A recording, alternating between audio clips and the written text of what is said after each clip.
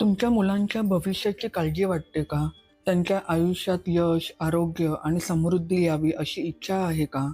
मग आजचा हा विशेष संदेश फक्त तुमच्यासाठीच आहे. आजच्या या व्हिडिओमध्ये मी तुम्हाला काही अशा सोप्या पण अत्यंत प्रभावी उपायांबद्दल सांगणार आहे, जे गुरुवारी करून तुम्ही तुमच्या मुलांच्या आयुष्यात सकारात्मक बदल घडवू शकता. आपल्यापैकी प्रत्येक जण आपल्या मुलांच्या उज्ज्वल भविष्याची स्वप्न बघतो. त्यांना चांगलं शिक्षण मिळावं, त्यांना आयुष्यात यश मिळावं, ते आरोग्यवान राहावेत हीच आपली प्रार्थना असते ना. पण काही वेळा आपल्या सर्व प्रयत्नानंतरही काही अडचणी येतात. मुलांच्या अभ्यासात अडथळे येतात, त्यांच्या आरोग्यात समस्या येतात किंवा त्यांच्या स्वभावात नकारात्मक बदल दिसतात. अशा वेळी आपले शास्त्र आणि धर्मग्रंथ आपल्याला काही विशेष उपाय सांगतात आणि आज मी तुम्हाला सांगणार आहे गुरुवारचे असे काही खास उपाय ज्याचा आपल्या पूर्वजांनी पिढ्यानपिढ्या पालन केलं आहे. तर मग चला सुरुवात करूया. मंडळी, आपल्या हिंदू संस्कृतीत आठवड्याचा प्रत्येक दिवस विशेष आहे. सोमवारी शिवशंकराची आराधना, मंगळवारी हनुमानाची उपासना, बुधवारी गणपती बाप्पाची पूजा. पण गुरुवार हा दिवस अगदी खास आहे.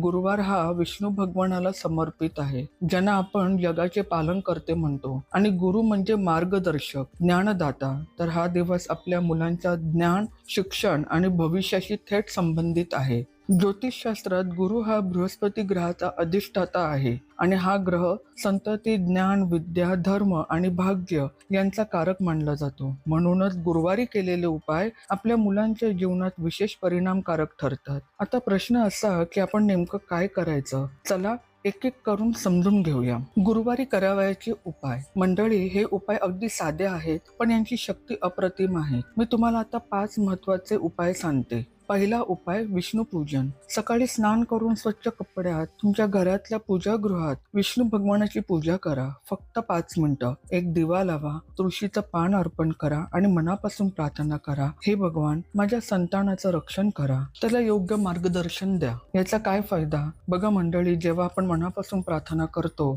तेव्हा आपली ऊर्जा, आपली भावना सकारात्मक होते आणि या सकारात्मक ऊर्जेचा परिणाम आपल्या संपूर्ण घरावर आणि विशेषतः आपल्या मुलांवर होतो. दुसरा उपाय, काळ्या रंगाचं ब्लँकेट दान. आता हे थोडं वेगळं वाटेल, पण ऐका. गुरुवारी तुमच्या मुलांच्या हस्ते एखाद्या गरजू व्यक्तीला काळ्या रंगाचं ब्लँकेट दान करा.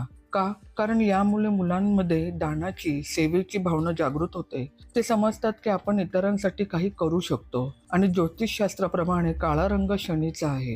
गुरुवारी शनीच्या रंगाचे दान केल्याने शनीचे वाईट परिणाम कमी होतात. शनी गुरुचा मित्र ग्रह आहे आणि हे दान केल्याने ग्रहाची शांती होते. तिसरा उपाय, पिवळे कपडे. गुरुवारी तुमच्या मुलांना पिवळे कपडे घालायला सांगा. पिवळा हा गुरुचा रंग आहे, ज्ञानाचा रंग आहे, आनंदाचा रंग आहे. याचा मनावर, विचारांवर सकारात्मक परिणाम होतो. आणि हो, हे दर गुरुवारी करणं गरजेचं नाही. महिन्यातून किमान एकदा तरी करा. लहान मुलं असतील तर त्यांना पिवळ्या रंगाचा स्कार्फ किंवा पिवळा रुमाल देऊ शकता. चौथा उपाय, केळ्याचं दान. गुरुवारी केळी खरेदी करा, पण स्वतः खाऊ नका. ती केळी एखाद्या गरजूला किंवा मंदिरात किंवा काही विद्यार्थ्यांना दान करा. केळी ही बृहस्पतीला प्रिय आहे आणि केळ्याचं दान केल्याने ज्ञान, विद्या आणि आरोग्य यांची वृद्धी होते. पाचवा उपाय, मंत्र जप. ओम ब्रीम बृहस्पते नमः. या बृहस्पतीचा बीज मंत्र आहे. गुरुवारी 11, 21 किंवा 108 वेळा या मंत्राचा जप करा. स्वतः करा आणि तुमची मुलंही शिकवा. लहान मुलं असतील तर त्यांना किमान 11 वेळा म्हणायला लावा. मंत्राची शक्ती अपरंपार आहे मंडळी. मंत्र म्हणजे ध्वनीची एक विशिष्ट फ्रिक्वेन्सी, जी आपल्या मनात विचारांना शुद्ध करते. आणि सर्वात महत्वाचं, वडिलांचा आदर. गुरुवारी तुमच्या वडिलांचा, आजोबांचा किंवा घरातल्या ज्येष्ठ व्यक्तीचा आशीर्वाद घ्या. त्यांना आदराने नमस्कार करा. का? कारण गुरु म्हणजे मार्गदर्शक आणि घरातले ज्येष्ठ जन हे आपले पहिले गुरु असतात. जेव्हा आपली मुलं हे बघतात त्यांना समजतं की आदर काय असतो, मोठ्यांचा मान राखणं काय असतं आणि हीच शिकवण त्यांच्या व्यक्तिमत्वात रुजते. तर मंडळी, जसं काही गोष्टी करायच्या आहेत तसेच काही गोष्टी टाळायच्याही आहेत. ते ऐकून घ्या. केस कापू नका. गुरुवारी केस कापू नये, विशेषतः स्त्रियांनी आणि मुलींनी. असं का? कारण गुरुवार हा विष्णूचा दिवस आहे आणि केस हे आपल्या शरीराचा एक महत्वाचा अंग आहे. यात आपली ऊर्जा साठलेली असते. गुरुवारी केस कापल्यास ती ऊर्जा नष्ट होते असं मानलं जातं. नखं कापू नका. गुरुवारी हात पायांची नखं कापू नयेत. यामुळे आरोग्यावर वाईट परिणाम होतो आणि गुरुची स्थिती कमकुवत होते असं शास्त्रात सांगितलं आहे. केळी खाऊ नका. हो, केळी दान करायची आहे, पण स्वतः खाऊ नका. बृहस्पती देवतेला केळी अर्पण केली जाते, म्हणून या दिवशी ती खाणं योग्य नाही. कपडे धुणं टाळा. गुरुवारी कपडे धुणं आणि फरशी पुसणं टाळावं. का?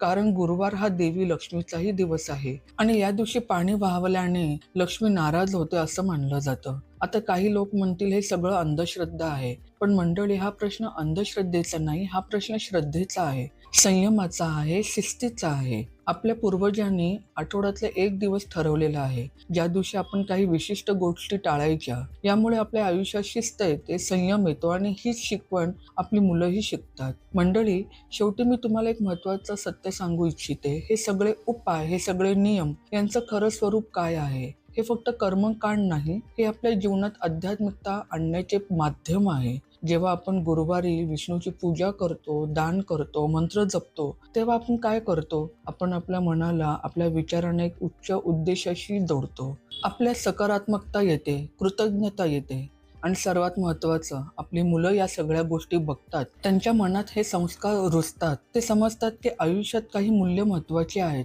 श्रद्धा, विश्वास, दान, सेवा, आदर आणि जेव्हा ही मूल्य त्यांच्यात रुजतात, तेव्हाच खरं भविष्य उजळतं. फक्त पैसा, यश, नोकरी या पलीकडे जाऊन ते चांगले मनुष्य बनतात आणि हेच तर आपल्या सगळ्यांचं खरं ध्येय आहे, नाही का? तर मंडळी, आजच्या या संवादातून आपण काय शिकलो? गुरुवार हा फक्त आठवड्यातला एक दिवस नाही, हा एक संधी आहे आपल्या मुलांच्या आयुष्यात सकारात्मक बदल घडवण्याची. हा एक माध्यम आहे आपल्या घरात आध्यात्मिकता, श्रद्धा आणि मूल्य आणण्याचं. आणि लक्षात ठेवा, हे उपाय केल्याने चमत्कार होणार नाही, पण नक्कीच तुमच्या मनाला शांती मिळेल, तुमच्या विचारांना दिशा मिळेल आणि तुमच्या मुलांना योग्य मार्गदर्शन मिळेल. कारण शेवटी पालकत्व म्हणजे काय? पालकत्व म्हणजे आपल्या मुलांना फक्त पैसा, शिक्षण, सुविधा देणं नाही. पालकत्व म्हणजे त्यांना संस्कार देणं, मूल्य शिकवणं आणि त्यांच्यासाठी रोज प्रार्थना करणं. मी आशा करते की आजचा हा संदेश तुम्हाला उपयुक्त ठरला असेल. या गुरुवारपासूनच सुरुवात करा. फक्त एक दिवस, 5 मिनिटं आणि अनुभवाबद्दल तुमच्या मुलांना आशीर्वाद द्या, त्यांच्यासाठी प्रार्थना करा आणि स्वतः चांगले बना. कारण आपण चांगले असलो तरच आपली मुलं चांगली होतील. तुम्हाला हा संदेश आवडला असेल तर नक्की लाईक करा, शेअर करा तुमच्या मित्रपरिवारांशी.